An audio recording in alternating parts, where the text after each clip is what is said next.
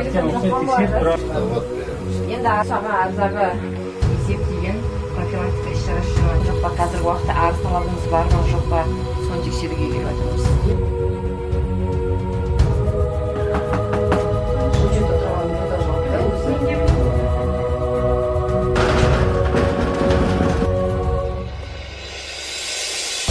Семейный выстав келгеннен кейін үйлерді есепте тұрған азамат пен азаматшаларды тексеру барысында жүрміз.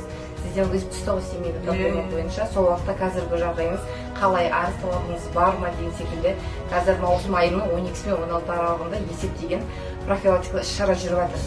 Соған байланысты біздер үйлерді аралап тексеріп жүрміз.